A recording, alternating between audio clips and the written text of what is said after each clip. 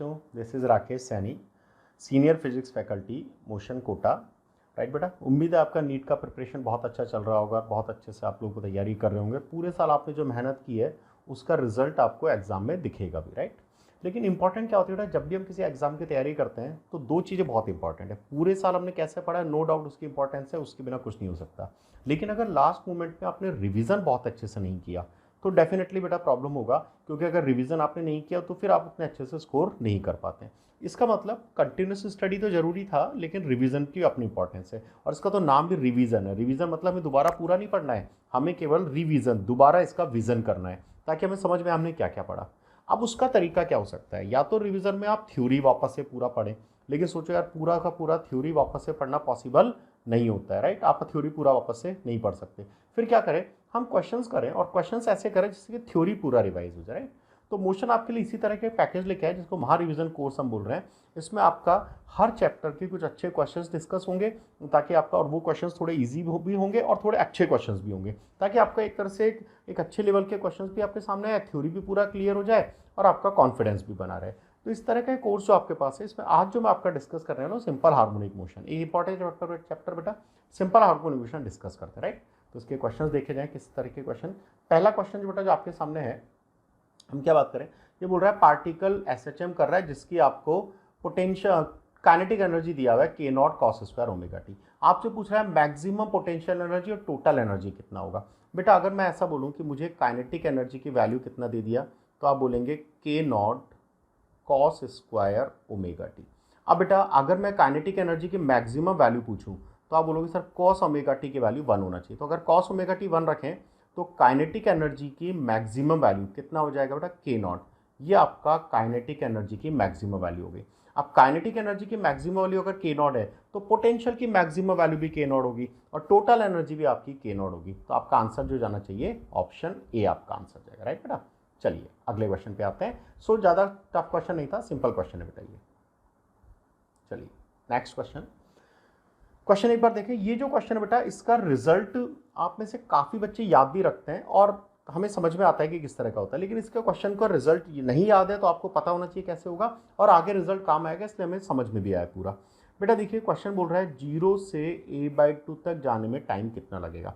बेटा हमारा इक्वेशन होता है x = a sin omega T, ये हमारा इक्वेशन होता है।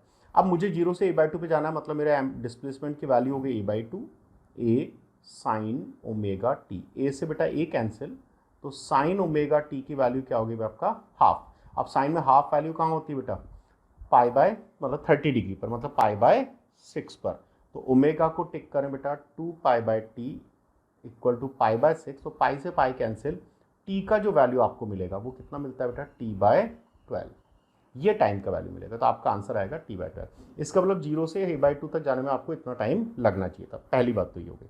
अब इसके साथ एक चीज़ और आप याद रखें, देखो ये पार्टिकल था, ये कौन सा पोजीशन है 0, ये कौन सा पोजीशन है a/2, ये कौन सा पोजीशन है a। हमने कैलकुलेट किया 0 से a/2 तक जाने में टाइम लग रहा है t/12। इसके लिए आप ये भी याद रखें a/2 से a तक जाने में टाइम लगेगा t/6। ये दो रिजल्ट ऐसे हैं जो आगे भी आपके काम में आएंगे कई क्वेश्चंस में, तो इनको डायरेक्ट याद रखेंगे। राइट बेटा, चलिए आगे बढ़ते हैं। नेक्स्ट क्वेश्चन कंपैरेटिव, थोड़ा सिंपल क्वेश्चन बेटा। देखिए क्या था, two simple harmonic motion of angular frequency 100 and 1000 radiation. बेटा दो हार्मोनिक मोशन है जिसके आपको फ्रीक्वेंसी गिवन है, सेम एम्पलीट्यूड दोनों का दिया हुआ है, दोनों का एम्पलीट्यूड की वैल्यू क्या दे दिया, सेम दे दिया। अब आपसे पूछा रेशियो ऑफ मैक्सिमम एक्सेलरेशन। बेटा एक्सेलरेशन का जो वैल्यू होता है मैक्सिमम एक्सेलरेशन का, वो क्या होता है, ओमेगा स्क्वायर है। तो आपसे बेटा मैक्सिमम और एम्पलीट्यूड दोनों का क्या हो गया, सेम। तो बेटा जो मैक्सिमम एक्सेलरेशन है वो डायरेक्टली प्रोपोर्शनल होगा ओमेगा स्क्वायर। तो इसका रेशियो कितना हो जाएगा बेटा, ω1/ω2 का स्क्वायर। और बेटा 100/1000 मतलब 1/10 का स्क्वायर आपका आंसर आएगा। So answer will be D, ये आपका आंसर हो जाएगा बेटा। चलिए नेक्स्ट क्वेश्चन, बढ़िया क्वेश्चन है, समझिए एक बार क्या था। A point performance simple harmonic oscillator of period T and equation of motion is given by x = a sin ω t + π/4। अब क्वेश्चन क्या बोल रहा है, इक्वेशन x का क्या दिया हुआ है, x = a sin ω t + π/6, ये आपका इक्वेशन दिया बेटा। अब आपसे पूछा बेटा किस टाइम पर जो वेलोसिटी है वो मैक्सिमम वेलोसिटी की हाफ हो जाए। तो बेटा पहले वेलोसिटी कैलकुलेट करने का मतलब मुझे एक्स को डिफ्रेंशिएट करना पड़ेगा। तो पहले मैं इसको डिफ्रेंशिएट करूँ तो ये कितना हो जाएगा, a omega cos omega t plus pi by 6। आपने इसको डिफ्रेंशिएट किया। अब बेटा वेलोसिटी मैक्सिमम की हाफ है, मतलब a omega by 2 equal to a omega cos omega t plus pi by 6, क्योंकि मैक्सिमम वेलोसिटी क्या होती है, ए ओमेगा से ए ओमेगा कैंसिल हो गया बेटा, तो हाफ वैल्यू कॉस में बचा। अब कॉस में हाफ वैल्यू कहाँ पर होता है बेटा, कॉस में हाफ वैल्यू कहाँ पर होता है, 60 डिग्री, मतलब पाई बाय 3। तो क्या मैं ऐसा बोलूँ, omega t plus pi by 6 equal to pi by 3। तो बेटा ओमेगा टी की वैल्यू हो जाएगा, इसको माइनस करेंगे तो पाई बाय 6, और ओमेगा को हम पुट कर दें बेटा 2 pi by t into t equal to pi by 6। तो जो टाइम का वैल्यू आएगा वो क्या आना चाहिए बेटा, टाइम का वैल्यू आपको मिलेगा टी बाय 12। ये आपका आंसर आना चाहिए, राइट। चलिए नेक्स्ट क्वेश्चन देखा जाए बेटा। बढ़िया क्वेश्चन है, समझें एक बार। A simple pendulum perform simple harmonic motion about x equal to 0, ठीक है, विद एन एम्पलीट्यूड ए। आपसे क्या बोल रहा है, speed of pendulum at x equal to a by 2। बेटा x equal to a by 2 पर स्पीड, थोड़ा सिंपल क्वेश्चन था बेटा। पोजीशन देके वेलोसिटी पूछा है। आपके पास वेलोसिटी के दो फार्मूला होते हैं, टाइम के रेस्पेक्ट में और एक पोजीशन के रेस्पेक्ट में।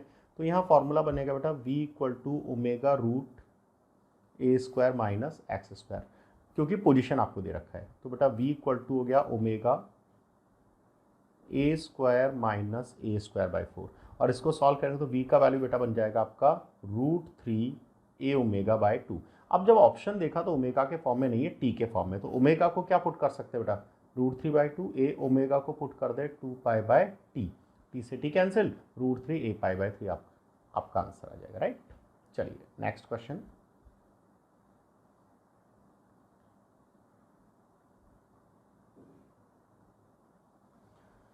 Find distance travelled by a body executing SHM. ये बेटा बढ़िया क्वेश्चन है, टफ नहीं है, पर नीट में जैसे क्वेश्चन आता है ना बिना टफ लेकिन अच्छे क्वेश्चन आते रहे, उस तरह का क्वेश्चन है। क्वेश्चन में देखो दो चीज़ें, आपके टाइम पीरियड क्वेश्चन में दिया हुआ है 3 सेकंड, एक पार्टिकल है जिसका टाइम पीरियड है 3 सेकंड, और बेटा क्वेश्चन क्या बोल रहा है, 10 सेकंड में ये कितना डिस्टेंस ट्रैवल करेगा, ये आपसे पूछ रहा है। पार्टिकल स्टार्ट कहाँ से कर रहा है, a/2 पे। थोड़ा सा इसका डायग्राम समझने की कोशिश करें बेटा। ये मान लेते हैं पार्टिकल है, a/2 से चलना स्टार्ट कर रहा है, और a/2 से राइट एक्सट्रीम की तरफ पहले जाएगा, ऐसा क्वेश्चन ने बोला, राइट एक्सट्रीम की तरफ जाएगा। अब 3 सेकंड टाइम पीरियड है, और बोला 10 सेकंड में टोटल कितना डिस्टेंस ट्रैवल करेगा। बहुत अच्छे से समझें, अगर टाइम पीरियड 3 सेकंड है तो बेटा 9 सेकंड में ये कितने साइकिल कंप्लीट करेगा, 3 साइकिल। और बेटा एक साइकिल में टोटल डिस्टेंस 4a होता है, कैसे, 0 से a से 0, 0 से -a, -a से 0। तो बेटा 3 साइकिल में टोटल डिस्टेंस क्या हो जाएगी, 12a। तो इसका टोटल डिस्टेंस 12 हो गया 3 साइकिल में, ये तो हमें समझ में आ गया, ठीक है सर, ये समझ में आ गया। अब हमसे लेकिन 10 सेकंड में पूछा था, ये तो 9 सेकंड का हिसाब हुआ है, 1 सेकंड आपका और बच गया। अब 1 सेकंड में कितना चलेगा बेटा, a/2 तक पहुंच गए 3 साइकिल कंप्लीट करके। अब यहाँ से ऐसे जाएगा और ऐसे वापस आएगा। अब हमसे पूछा जाए a/2 से a तक जाने में कितना टाइम लगेगा। अब ये भी पढ़ा था बेटा, a/2 से a तक जाने में टाइम लगता है t/6, t की वैल्यू है 3, तो 3/6 मतलब 1/2। इसका मतलब बेटा 1/2 सेकंड में a/2 से a तक चला जाएगा, और 1/2 में वापस आ जाएगा, तो टोटल 10 सेकंड्स हो जाएंगे। तो बेटा टोटल डिस्टेंस कितना हुआ, 12a plus a/2 plus a/2, that mean it will be 13a distance से ट्रेवल करेगा। बढ़िया क्वेश्चन था। चलिए नेक्स्ट क्वेश्चन देखा जाए। नेक्स्ट क्वेश्चन बेटा पेंडुलम पे बेस्ड है, ये क्वेश्चन आपने देखा हुआ है सबने कहीं ना कहीं, समझें इसको। 2 पेंडुलम है जिसके लेंथ आपको दे रखा है 5 और 20 मीटर, दो अलग अलग पेंडुलम बेटा लेंथ आपको दे दिया। देखो first pendulum, second pendulum. First pendulum का लेंथ 5, सेकंड का लेंथ 20 मीटर। लेंथ पता है बेटा, जो स्मॉल पेंडुलम होगा जिसका लेंथ कम होगा उसका टाइम पीरियड कम होगा, टाइम पीरियड कम होगा तो ये फास्ट होगा। जबकि दूसरा वाला जो है बेटा, इसका टाइम पीरियड ज़्यादा होगा क्योंकि लेंथ ज़्यादा है, तो ये कंपैरेटिवली क्या होगा, स्लो होगा। अब दोनों ने एक साथ चलना शुरू किया, या जो फास्ट है वो आगे चलेगा, जो स्लो है पीछे चलेगा, तो इनके बीच में गैप बढ़ने लग जाएगा। दोनों फिर से सेम फेज में कब आएंगे बेटा, दोनों फिर से सेम फेज में आने का मतलब हो गया, दोनों का फिर से सेम फेज में आने का मतलब हुआ कि दोनों के बीच में 1 साइकिल का डिफरेंस आ जाए, क्योंकि सेम फेज का मतलब होता है 1 साइकिल का डिफरेंस। यानी बेटा फास्ट वाला अगर n साइकिल करेगा तो स्लो वाला n-1 साइकिल करेगा, 1 साइकिल का इनमें डिफरेंस आ गया। हमेशा ऐसे क्वेश्चन में फास्ट वाले को या तो 1 साइकिल ज़्यादा कराओ और स्लो वाले को 1 साइकिल कम कराओ। अब बेटा इसका टाइम पीरियड t1 है, इसका टाइम पीरियड t2 है, कैसे सॉल्व करें, दोनों ने एक साथ चलना शुरू किया। छोटे वाले पेंडुलम को एक साइकिल में t1 टाइम लग रहा है, तो n साइकिल में कितना टाइम लगेगा बेटा, n t1। और बड़े वाले को n-1 में कितना टाइम लगेगा, n-1 t2। अब वैल्यू पुट कर दें, n t1 की वैल्यू बेटा 2 pi root l by g, n-1 t2 की value 2 pi root l minus g. बेटा पाई रूट जी सब कैंसिल हो गए, तो ये हो जाएगा n equal to n-1 root 4, 20/4। तो बेटा ये 2 हो गया, तो n इक्वल टू 2n-2। तो n का वैल्यू कितना हो गया बेटा, 2। n का वैल्यू आपका 2 आ गया, यानी छोटा वाला 2 साइकिल। अगर इसमें बड़ा वाला कितना साइकिल पूछता तो n-1 यानी 1 आंसर टेक कर सकते थे, राइट बेटा। चलिए नेक्स्ट क्वेश्चन, सिंपल क्वेश्चन है, इसमें बहुत ज़्यादा समस्या आपको नहीं आएगी बेटा। क्वेश्चन क्या है देखो, the period of oscillation of mass m। बेटा शुरू में मास कितना है m, टाइम पीरियड कितना है t। m मास और जोड़ दिया, टाइम पीरियड क्या होगा बेटा, t proportional to root m होता है फॉर स्प्रिंग। मास आपने m तो पहले था, m और जोड़ दिया तो 2m मास हो गया। तो टाइम पीरियड कितना हो जाएगा बेटा, रूट 2 टाइम्स ऑफ t। ये आपका आंसर है। तो इसमें बहुत ज़्यादा समस्या नहीं थी, बेसिक क्वेश्चन था। ये बढ़िया क्वेश्चन है, ये क्वेश्चन बढ़िया बेटा। क्वेश्चन एक बार समझे, देखो क्वेश्चन क्या बोल रहा है, पोटेंशियल एनर्जी का फॉर्मूला आपको दे दिया, U equal to 16x² minus 32x। बेटा इससे अगर f कैलकुलेट करने की कोशिश करें तो माइनस du/dx से ये हो जाएगा बेटा माइनस 32x प्लस 32। पहले तो हम ये समझे हमें f क्यों कैलकुलेट कर रहे हैं। बेटा क्वेश्चन में पोटेंशियल एनर्जी दिया हुआ है, क्वेश्चन में मास दिया हुआ है, और क्वेश्चन में कई चीज़ें पूछ रहा है, एम्पलीट्यूड कितना है, टाइम पीरियड कितना है। तो मैं इसको इस क्वेश्चन से मैं सारी चीज़ें बता देता हूँ कैसे कैलकुलेट करेंगे, फिर जितनी रिक्वायरमेंट है, क्योंकि हमारा पर्पस क्या है कि हमें कॉन्सेप्ट सारे समझ में आने चाहिए। फिर इसमें जितना यहाँ यूज है वो देख लेते हैं। तो बेटा पोटेंशियल एनर्जी, फोर्स तो ऐसे पता लग गया। अच्छा, फोर्स की वैल्यू जहाँ जीरो होगी, फोर्स की वैल्यू जहाँ जीरो होगी वहाँ पर मीन पोजीशन होता है। तो बेटा फोर्स की वैल्यू जीरो रखेंगे तो एक्स की वैल्यू 1 आएगा, तो इसका मीन पोजीशन मुझे पता लग गया बेटा एक्स इक्वल टू 1 है, यानी पार्टिकल एक्स इक्वल टू 1 के अबाउट ऑसिलेट करेगा। पहली बात ये क्लियर होगी, ठीक है। एम्पलीट्यूड की बात करने की कोशिश करें और बाकी चीज़ें, टाइम पीरियड कैलकुलेट करते कैसा होगा। बेटा देखिए एफ इक्वल टू के एक्स से के की वैल्यू मुझे मिल गया 32, और के होता है बेटा m omega square equal to 32। M का वैल्यू दिया हुआ है 2, तो 2 ओमेगा स्क्वायर इक्वल टू 32। यहाँ से मुझे ओमेगा का वैल्यू मिल गया 4, सॉरी हाँ ओमेगा का वैल्यू 4 हो गया, ओमेगा भी पता लग गया। अब ओमेगा मुझे पता लग गया तो टाइम पीरियड पता लग सकता है, t equal to 2 pi by omega, यानी टाइम पीरियड हो गया बेटा π/2। टाइम पीरियड पता लग गया मुझे। अच्छा कोई बच्चा पूछेगा एम्पलीट्यूड क्या होगा सर।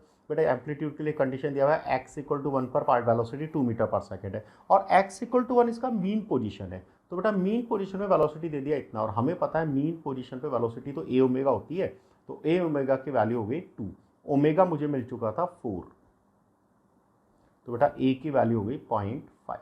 एम्पलीट्यूड भी पता लग गया। अब चेक करते हैं क्या क्या है। दूसरा इस क्वेश्चन में ये यहाँ मिसिंग है, आपसे पूछा था फॉल्स स्टेटमेंट कौन से हैं। फॉल्स स्टेटमेंट कौन से हैं। पहला, the motion of particle uniformly accelerated. बेटा एक बात तो हमें समझ में आती है, अगर फोर्स एक्स पे डिपेंड कर रहा है तो एक्सेलरेशन भी एक्स पे डिपेंड करेगा, इसका मतलब ये यूनिफॉर्म एक्सेलरेशन नहीं हो सकता। तो फर्स्ट आंसर आपका फॉल्स है, फर्स्ट आंसर गलत हो गया। Second, motion of particle is oscillatory between 0.5 to 1.5। ये कैसे सॉल्व करें बेटा, एक्स इक्वल टू 1 के अबाउट आपने ऑसिलेट किया और एम्पलीट्यूड है 0.5, तो बेटा 1 से 0.5 इधर और 0.5 इधर तक जाएगा, तो 1.5 से लेकर 0.5 के बीच में ऑसिलेशन करेगा। ये सही स्टेटमेंट हो गया। Motion of particle is as सच है, वो तो हमें समझ में आ रहा है, एक्स की प्रोपोर्शनल है। पीरियड ऑफ ऑसिलेटरी मोशन कितना बेटा π/2, तो बेटा समझ में आ रहा है π/2 इसका टाइम पीरियड हो गया, राइट। तो बेटा इसमें काफ़ी सारी चीज़ आपसे इस तरह से पूछी जा सकती थी। चलिए बहुत बढ़िया, next question.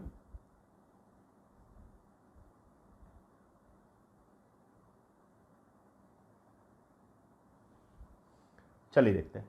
To particle are oscillating along two close parallel straight lines side by side with the same frequency and amplitude. They passes each other moving in opposite direction. बेटा दो इस तरह के पार्टिकल्स हैं, a/2 पर ये particle भी है, a/2 पे ये पार्टिकल भी है, दोनों एक साथ एक ही पोजीशन पे, लेकिन एक इधर जा रहा है और एक इधर जा रहा है। आपसे पूछा है फेज डिफरेंस। फेज वाले क्वेश्चंस को हम फेजर डायग्राम बना के भी कर सकते हैं, पर मैं फेजर डायग्राम की जगह इस तरह से इसको सॉल्व करने की कोशिश करता हूँ। कैसे, वो देखिए बेटा, यहाँ से अगर ये इस तरफ जा रहा है तो बेटा इसने कितने, बेटा a/2 पे फेस कितना बनता है 30 डिग्री, a/2 मतलब 1/2, 1/2 पे 30। तो बेटा ये तो सिर्फ यहाँ से यहाँ तक गया तो इसने तो फेस बनाया 30, और ये यहाँ से घूम के इधर आ गया तो इसने कितना फेस बनाएगा बेटा 180, यहाँ आने पे होता 180 से 50 कम 30 कम, यानी इसका फेस कितना हुआ 150। भाई यहाँ पे 30 फेस था ना, तो ये यहाँ जाके वापस इधर आया, पूरा यहाँ तक पहुँच जाता तो 180 होता। तो बेटा फेस डिफरेंस दोनों में कितना हो गया 150 माइनस 30 मतलब 120, 120 का फेस डिफरेंस बेटा दोनों में आएगा, यानी 2π/3 आपका आंसर आएगा। राइट बेटा, चलिए नेक्स्ट क्वेश्चन।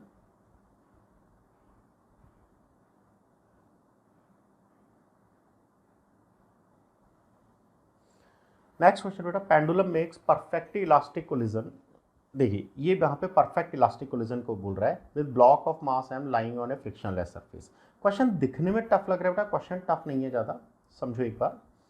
ये क्या बोलना चाह रहा है, ये जो पेंडुलम है ये यहाँ से इधर जाके इधर आएगा, जब इस पर टकराएगा तो दोनों का मास सेम है और इलास्टिक कोलिजन होता है तो वेलोसिटी एक्सचेंज होगा, तो जो चल रहा है वो रुक जाएगा, जो रुका हुआ है वो इसकी वेलोसिटी गेन करेगा। तो बेटा यहाँ पे पेंडुलम तो रुक गया और स्प्रिंग यहाँ पे इधर जाएगा, टकरा के वापस इधर आएगा। तो देखो इस हाफ में तो पेंडुलम चलेगा, इस हाफ में स्प्रिंग चलेगा। कंप्लीट साइकिल कोई भी नहीं कर पा रहा, दोनों आधे आधे साइकिल कंप्लीट कर रहे हैं। तो बेटा अगर मैं इसका टोटल टाइम पूछूं तो आप बोलोगे पेंडुलम भी अपना हाफ साइकिल कर रहा है और स्प्रिंग भी अपना हाफ साइकिल कर रहा है। अब दोनों के वैल्यू पुट कर ले। पेंडुलम के टाइम पीरियड का फॉर्मूला क्या होता है 2π√L/g, तो टी की जगह रखेंगे 2π√L/g, 2 से 2 कैंसिल, तो ये हो गया π√L/g, और स्प्रिंग के लिए बेटा π√m/k आपका आंसर आ जाएगा। राइट, तो ये इसका आंसर होगा। चलिए next,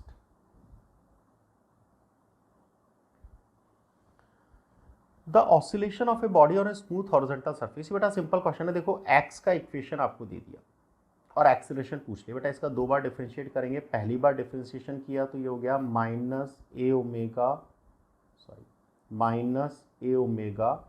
sin omega T, velocity पता लग गया मुझे। राइट, अब बेटा फिर से डिफरेंशिएट करेंगे तो इसका एक्सेलरेशन क्या मिलेगा -a² cos ओमेगा टी। मतलब बेटा कॉस वाले ग्राफ बनेगा विद नेगेटिव साइन। अब कॉस वाला ग्राफ कैसा होता था, कॉस वाला ग्राफ ये होता था, तो अब इसका नेगेटिव करना है, मतलब जो पॉजिटिव वाला था वो नेगेटिव साइड चला जाएगा, तो आपका ऐसा डायग्राम मिल जाएगा, ये ऑप्शन आपका आ जाएगा। राइट बेटा, चलिए नेक्स्ट क्वेश्चन। ये क्वेश्चन सबने कहीं ना कहीं अपनी बुक्स में देखा होगा और किया हुआ क्वेश्चन है, फिर भी मैं एक बार बता देता हूँ, कई बच्चों को इसमें प्रॉब्लम होता है। बेटा देखो वेलोसिटी का पोजीशन के साथ रिलेशन दिया हुआ है कि x1 पोजीशन पे वेलोसिटी v1, x2 पोजीशन पे वेलोसिटी v2, तो आपसे टाइम पीरियड पूछा है। अब वेलोसिटी और x में रिलेशन क्या होता है, v = ω√a² माइनस x²। अगर मैं इसका स्क्वायर कर दूँ तो v² = ω² minus v² = ω² minus ω² x²। Value put करना स्टार्ट करें बेटा। फर्स्ट केस के लिए v1² = ω² minus ω² x1²। Second case के लिए v2² = ω² माइनस ω² x2²। अब बेटा फर्स्ट में से सेकंड को माइनस कर दे अगर हम, तो v1² minus v2² equal to हो जाएगा ω² x2² माइनस x1²। यहाँ से ओमेगा का वैल्यू मिल गया बेटा v1² minus v2² upon x2² minus x1²। और बेटा t का वैल्यू क्या हो जाता है 2π/ω, तो 2π ये उल्टा हो जाएगा, तो x2² minus x1² upon v1² minus v2²। Right, ये क्वेश्चन आपका आएगा। अब इस क्वेश्चन में खास बात क्या है, हमने अप्रोच तो देख लिया कि कैसा बनेगा, लेकिन हम इस अप्रोच तक क्यों पहुंचेंगे, दो चीज़ ध्यान रखनी है। एक तो v और x में रिलेशन दिया इसलिए ये फॉर्मूला यूज़ करना है। यहाँ तक पहुँचने के बाद हमें कैसे पता लगा कि माइनस ही करना पड़ेगा, बेटा एम्पलीट्यूड के बारे में कुछ नहीं पूछा है, तो मुझे एम्पलीट्यूड हटाना है, तो इसमें से इसको माइनस करूँगा तभी ω² a² वाला टर्म हटेगा। राइट बेटा, चलिए अगला क्वेश्चन देखते हैं। नेक्स्ट क्वेश्चन बेटा सिंपल क्वेश्चन है, ज़्यादा समस्या इसमें नहीं होती है। देखें, व्हेन टू डिस्प्लेसमेंट इक्वेशन दे रखा है बेटा, एक साइन ओमेगा टी और कॉस ओमेगा टी, आपसे रिजल्टेंट पूछा है। बेटा सुपरपोजिशन थ्योरम के अकॉर्डिंग जो रिजल्टेंट एम्पलीट्यूड होता है वो क्या होता है a1² plus a2² plus 2a1 a2 cos theta. अब क्योंकि थीटा की वैल्यू 90 डिग्री है, क्योंकि साइन और कॉस में फेज डिफरेंस 90 होता है, तो यहाँ जो रिजल्टेंट एम्पलीट्यूड बचेगा, फर्स्ट का एम्पलीट्यूड a², सेकेंड का एम्पलीट्यूड b², ये आपका आंसर आएगा बेटा। SHM करेगा इस वाले फॉर्म में, राइट। तो बहुत ज़्यादा समस्या इसमें नहीं होनी चाहिए। नेक्स्ट क्वेश्चन,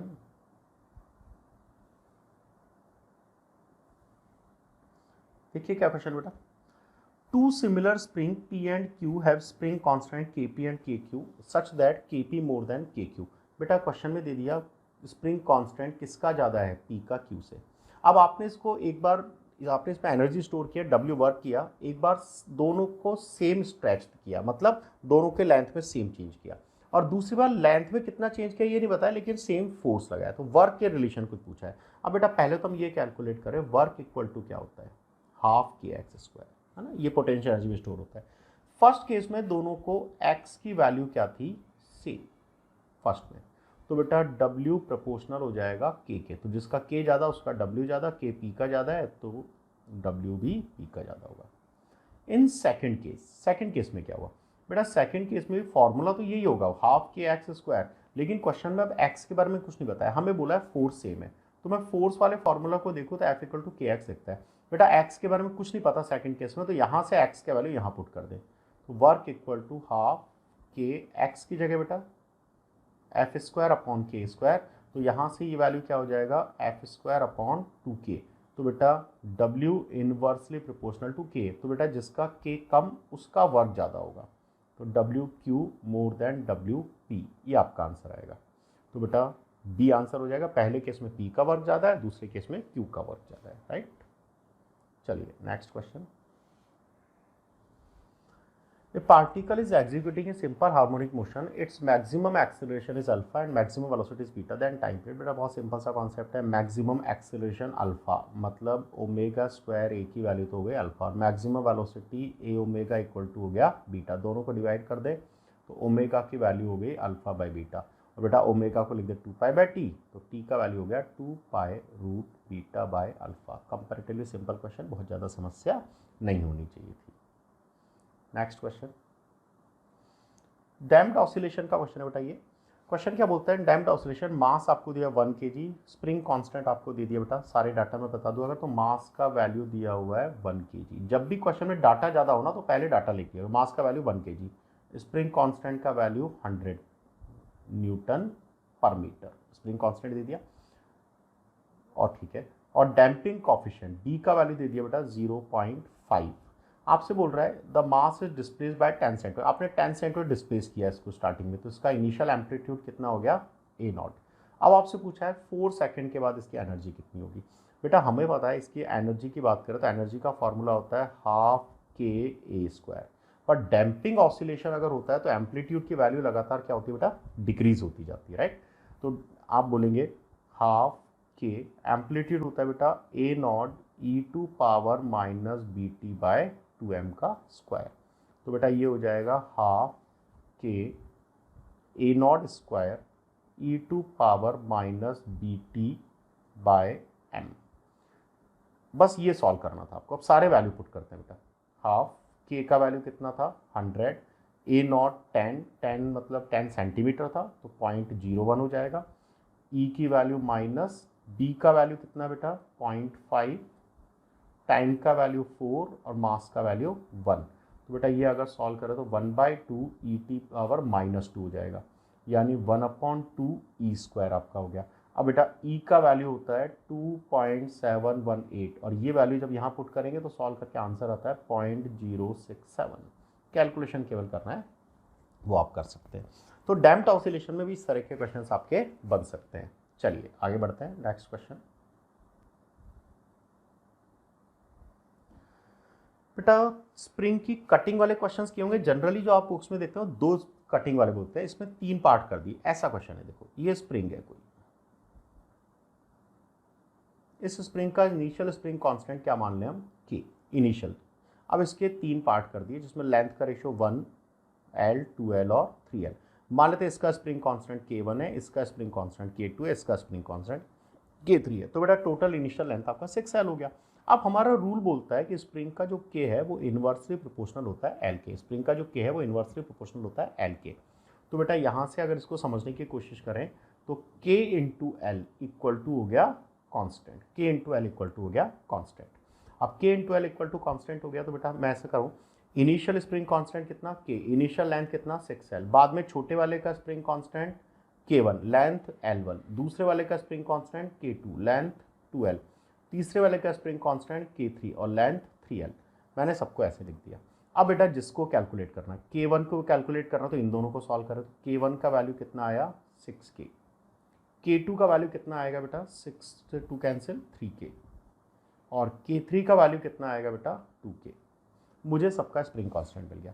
अब क्वेश्चन बोलता है इनको पहले आपने सीरीज में कनेक्ट किया, जब सीरीज में कनेक्ट किया तो बेटा स्प्रिंग वापस उतनी लेंथ की हो जाएगी, तो स्प्रिंग कांस्टेंट फिर से के हो जाएगा, तो इसमें तो कोई फर्क नहीं पड़ा।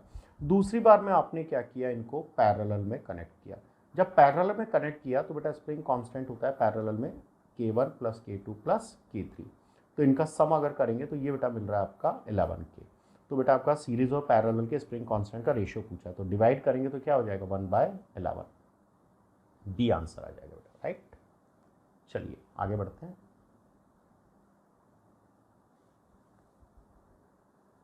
Next question, a particle execute linear simple harmonic motion with an amplitude of 3 centimetre when the particle is at 2 centimetre. बेटा देखो एम्पलीट्यूड तो दे दिया 3, ए का वैल्यू कितना है 3, पोजीशन का वैल्यू कितना है 2, और इस पोजीशन पे क्या क्या सेम है, magnitude of its velocity is equal to acceleration. तो बेटा इसका एक्सेलरेशन इक्वल टू है वेलोसिटी के। एक्सेलरेशन का वैल्यू ω²x, वेलोसिटी का वैल्यू ω√a² - x²। ओमेगा से ओमेगा कैंसिल, वैल्यू पुट करें बेटा, ओमेगा x का वैल्यू 2, a का वैल्यू 3 तो 9, और a का वैल्यू 2 4। तो बेटा यहाँ से ओमेगा हो गया आपका √5/2।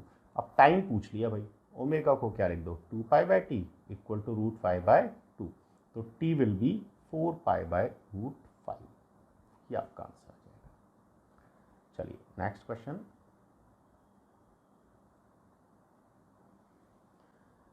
एक पेंडुलम में बेटा रूफ से आपने लटकाया हुआ है, इस तरह से मूव कर रहा है, आपको बोल रहा है बेटा इसका एक्सेलरेशन 20 दिया हुआ है, कब 5 इसका जब पोजीशन आपको दे दिया, तो आपसे टाइम पीरियड, बहुत सिंपल क्वेश्चन बेटा, ω² इक्वल टू एक्सेलरेशन होता है जो 20 दे दिया, x का वैल्यू 5 दे दिया equal to 20, so omega will be 2, और ओमेगा का वैल्यू 2 हो गया तो टाइम पीरियड कैलकुलेट कर लो, 2π/t equal to 2, so t equal to 5, ये आपका आंसर है बेटा, राइट।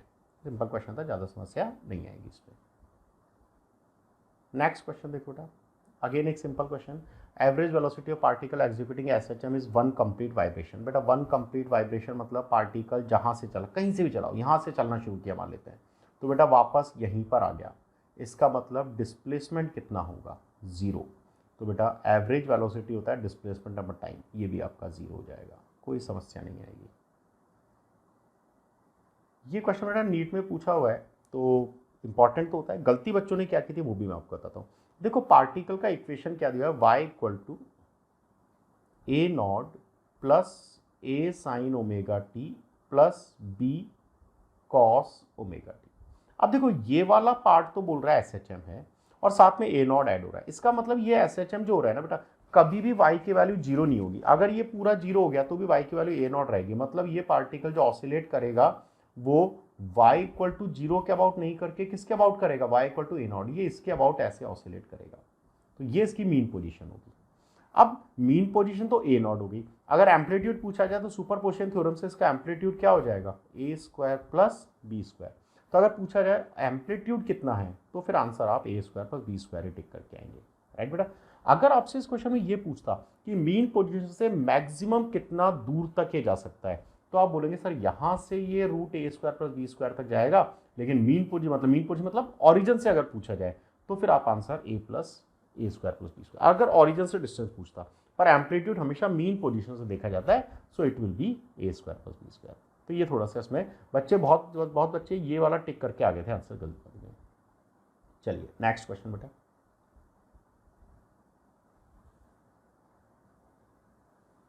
ये बेटा सिंपल क्वेश्चन है, बहुत ज़्यादा समस्या नहीं आएगी। ये बोल रहा है हमने SHM का याद करो इक्वेशन भी ऐसे ही फाइंड किया था कि मान लेते ये पार्टिकल किसी इंस्टेंट पे यहाँ होता है तो इसका जो प्रोजेक्शन है वही इसका डिस्प्लेसमेंट होता है, और ये a होता है, तो यहीं से आपने साइन थीटा इक्वल टू क्या कैलकुलेट किया था, x/a।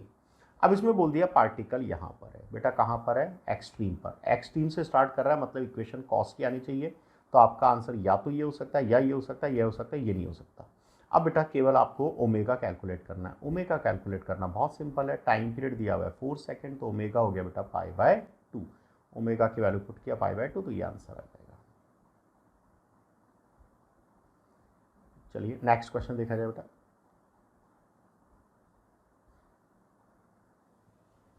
देखो ये बोल रहा है कि एक ब्लॉक है जिसका मास m है और स्प्रिंग के साथ ऑसिलेट कर रहा है। जब ये अपने मीन पोजीशन पे था, जब बेटा मीन पोजीशन पे था, तो आपने एक एक्स्ट्रा मास इसके ऊपर रख दिया। बेटा मीन पोजीशन पे पार्टिकल का अगर मोमेंटम कंजर्वेशन लगाएं, क्या लगा रहे हैं, मोमेंटम कंजर्वेशन, तो क्या बोलेंगे हम, m1 v1 equal to m2 v2। First case में मास कितना था m, वेलोसिटी बेटा a1 ओमेगा 1। सेकेंड केस में मास बेटा ये m1 था, m था। दूसरे केस में मास हो गया m+m और वेलोसिटी बेटा a2 ओमेगा 2। अब बेटा ओमेगा की वैल्यू पुट करें, हमें पता है k इक्वल टू होता है m ओमेगा स्क्वायर, तो यहाँ से बेटा ओमेगा की जगह रूट k बाई m लिख दें, तो देखो m a1 ओमेगा की जगह root k upon m equal to m+m a2 omega की जगह रूट k अपॉन m+m। अब बेटा यहाँ से रूट m ऊपर m, तो बेटा ऊपर क्या बनेगा आपका, रूट के से रूट के तो कैंसिल हो गया, a1 root m equal to a2 root m+m। तो बेटा a1 बाय a2 की वैल्यू क्या होनी चाहिए, रूट m+m बाय m, ये आपका आंसर आएगा। सो आप बोलेंगे सी आंसर टिक करें, ठीक है बेटा। नेक्स्ट क्वेश्चन,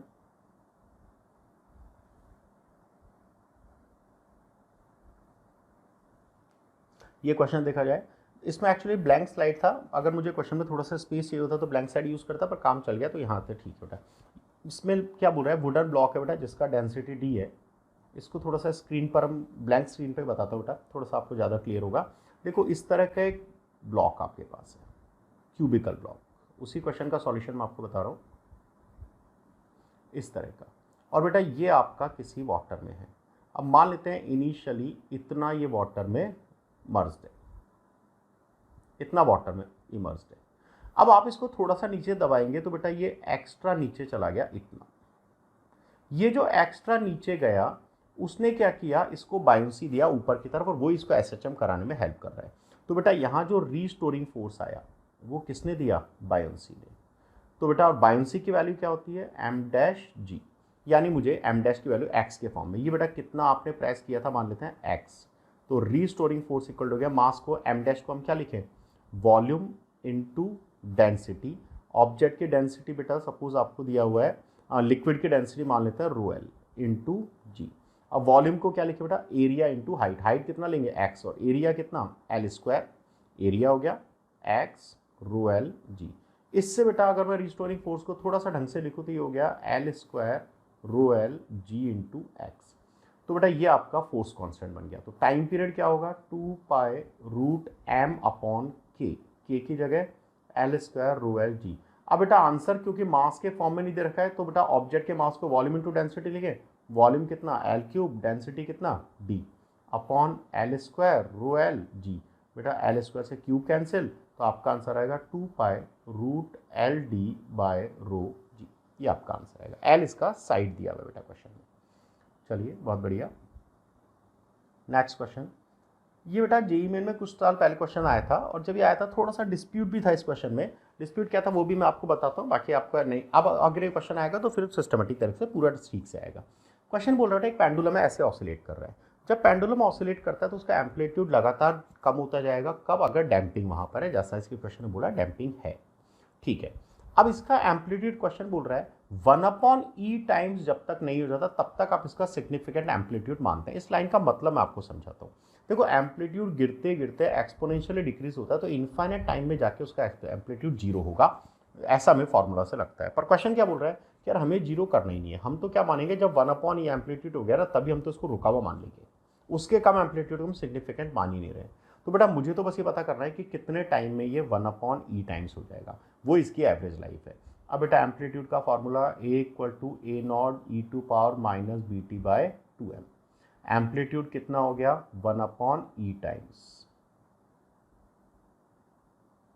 a से a कैंसिल, तो बेटा यहाँ से देखो e की पावर 1 हो गया bt बाय 2m, मतलब e की पावर, तो बेटा यहाँ से bt by 2m equal to हो गया 1 के। अब क्वेश्चन में बेटा टाइम हमें पूछा है तो समझ में आ रहा है, मास का वैल्यू नहीं दिया, ये क्वेश्चन में डिस्प्यूट था, इसमें मास का वैल्यू 1 देना था, तो हम अगर मास का वैल्यू 1 मान लें तो बेटा टाइम का वैल्यू कितना हो जाएगा, टाइम का वैल्यू हो गया 2 बाय b, ये टाइम का वैल्यू आपका हो जाएगा, राइट। तो आपको टिक करना था 2 बाय b। चलिए नेक्स्ट क्वेश्चन, ये बेटा अच्छा क्वेश्चन था।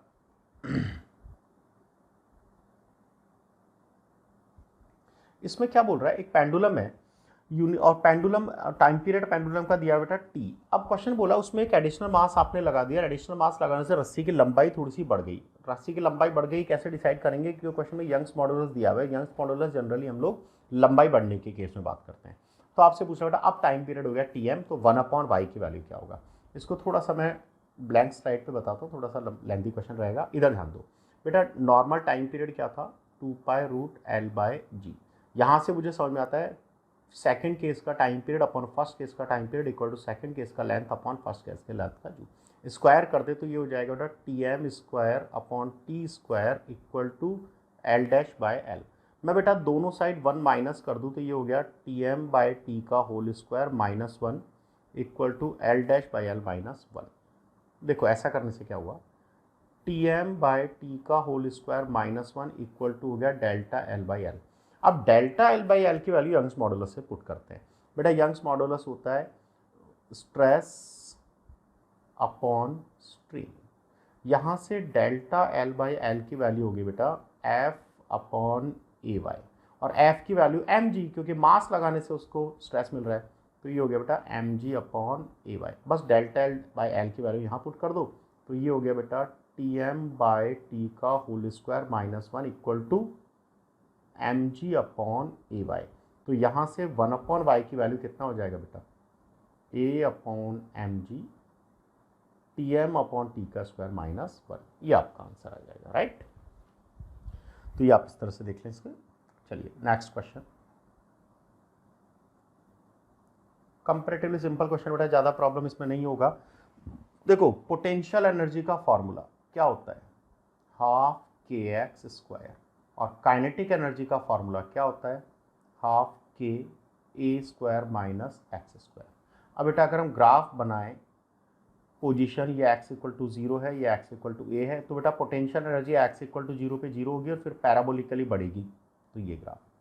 और काइनेटिक एनर्जी जो है वो बेटा x = 0 पे मैक्सिमम होगी, और क्योंकि x² है, x जैसे से बढ़ेगा काइनेटिक एनर्जी कम होगी, तो ये ग्राफ बनेगा। तो आप बोलेंगे पोटेंशियल एनर्जी ये वाला और काइनेटिक एनर्जी का ये वाला, यानी ये ग्राफ आप टिक करके आएंगे। चलिए नेक्स्ट क्वेश्चन, ये क्वेश्चन बेटा नीट में एयर ट्रिपल में पूछा हुआ है कुछ टाइम पहले, अच्छा क्वेश्चन है। A particle perform simple harmonic motion of amplitude a. बेटा एम्पलीट्यूड इनिशियली क्या था a, अब इसकी स्पीड 3 टाइम्स होगी, ये बेटा 3 टाइम्स है, इसकी स्पीड 3 टाइम्स हो गई, कब, जब पोजीशन 2a/3 पे। आप सोचो ऐसे झूला झूल रहे हो आप, होता है ना रस्सी पेड़ वाला झूला, आप जब 2a/3 पोजीशन में हो रहा, कोई आपको धक्का मारता है जिससे आपकी स्पीड और बढ़ जाती है, और 3 टाइम्स कर दी तो झूला ज़्यादा ऊपर तक जाएगा, मतलब उसका एम्पलीट्यूड बढ़ जाएगा। तो वही कहना चाह रहा है कि अगर स्पीड 3 टाइम्स कर दी तो एम्पलीट्यूड क्या होगा। बेटा हमारा फॉर्मूला जो वेलोसिटी का होता है v = ω√a² - x²। First case के लिए वेलोसिटी v = ω, एम्पलीट्यूड बेटा a, और पोजीशन क्या है 2a/3 यानी 4a²/9। तो बेटा यहाँ से v का वैल्यू मिला 94, ये हो जाएगा बेटा √5a⍵/3। ये फर्स्ट केस के लिए आपका वेलोसिटी था। अब सेकंड केस में वेलोसिटी हो गया 3 टाइम्स, तो v' = ω√, मान लेते हैं एम्पलीट्यूड हो गया a' और पोजीशन आपकी x²। बेटा ये हो गया 3 टाइम्स, तो 3 times of √5a⍵/3 equal to ω a' square -4a²/9, 2a/3 की वैल्यू पुट किया, ओमेगा से ओमेगा कैंसिल बेटा, दोनों तरफ स्क्वायर कर रहे, 3 से 3 कैंसिल, तो ये हो जाएगा 5a² equal to a' square -4a²/9। तो a' इक्वल टू बेटा ये इधर आएगा तो एलसीएम लेके बनता है 49a²/9, तो आंसर आएगा a' का 7a/3। 7a/3 इसका एम्पलीट्यूड होगा, न्यू एम्पलीट्यूड जो आएगा। चलिए नेक्स्ट क्वेश्चन। ये बेटा सिंपल क्वेश्चन है, आपसे बोल रहा है एट टी इक्वल टू 0 पर, बेटा टी इक्वल टू 0 पर जो पार्टिकल है वो कहाँ पर है, एक्चुअली सिंपल हम at t equal to 0 it is at position of equilibrium. Equilibrium मतलब मीन पोजीशन, मीन पोजीशन पे काइनेटिक एनर्जी क्या होती है, मैक्सिमम होती है, मतलब टी इक्वल टू 0 पे मैक्सिमम होगी। अब बेटा यहाँ पर पार्टिकल था, यहाँ पर काइनेटिक एनर्जी आपकी मैक्सिमम है, फिर यहाँ पहुँचेगा कितने टाइम के बाद, t/4 टाइम के बाद, और यहाँ पे काइनेटिक एनर्जी आपकी हो जाती है 0। इसका बेटा इनिशियल मैक्सिमम से स्टार्ट करेंगे, फिर t/4 पे 0 आएगी, फिर नेक्स्ट t/4 पे वापस मैक्सिमम होगी, ऐसे चलेगा। तो देखो इनिशियल 0 से स्टार्ट किया, t/4 पर आपका 0 आ गया, फिर t/2 पर मैक्सिमम हो गया, फिर 0 आ गया, तो ये ग्राफ आपका मिलेगा। चलिए बेटा ये आपके SHM के क्वेश्चंस थे। आई होप मैक्सिमम टॉपिक्स आपके इसमें कवर हो गए, क्योंकि क्वेश्चंस में लगभग सारे टॉपिक आपका energy, displacement, phase, pendulum, spring सब हमने कवर किया हुआ है।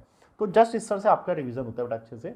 सो आप अच्छे से पढ़ाई करते रहें, और जो भी आपके इस तरह से आप रिवीजन में साथ में जुड़े रहेंगे तो आपको थोड़ा कॉन्फिडेंस आता रहेगा, और आप बढ़िया से पढ़े, अच्छे से सिलेक्शन हो, हम लोग आपके साथ हैं। मोशन के बिहाफ पे मैं आप सबने वीडियो आप सबको थैंक यू बोलता हूँ, और नेक्स्ट चैप्टर के साथ फिर से मैं आपके साथ आऊँगा। ठीक है बेटा, थैंक यू सो मच।